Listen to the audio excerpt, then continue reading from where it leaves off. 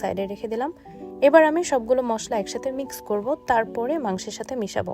এখানে আমি 3 টেবিল চামচ আদা, 3 টেবিল চামচ রসুন এবং 2 টেবিল চামচ হচ্ছে আমি টক দই নিয়েছি। তারপরে হচ্ছে 2 টেবিল চামচ এই যে পেঁপের পেস্ট এবং 3 টেবিল চামচ হচ্ছে চীনাবাদামের যে পেস্টটা ছিল সেটা, এবং তারপরে হচ্ছে আমি যে দুধের মিক্সচারটা তৈরি করে রেখেছিলাম সেটা দিয়ে ভালো মতো সব কিছু মিক্স করে নেব।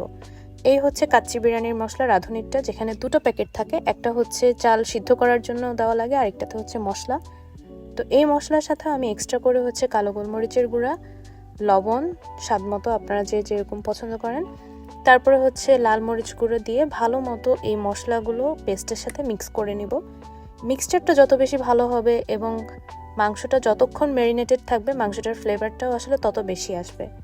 তো তারপরে হচ্ছে আমি ফ্লেভার সব কিছু মিক্স করার পর মাংসের সাথে আমি হচ্ছে আরও 2 টেবিল চামচ লাল মরিচ গুঁড়া দিয়েছি, আমার কাছে মনে হচ্ছিল আর একটু লাগবে। তারপরে মাংসের সাথে মশলাটা ভালো মতো মিক্স করে আমি এক সাইডে রেখে দিব আধা ঘন্টার জন্য, মশলাটা যেন ভেতরে ঢুকে। আর এখানে আমি বাকি দুধের সাথে হচ্ছে একটু ফুড কালার মিশিয়ে নিয়েছি, এটা রাইস দেওয়ার পরে উপর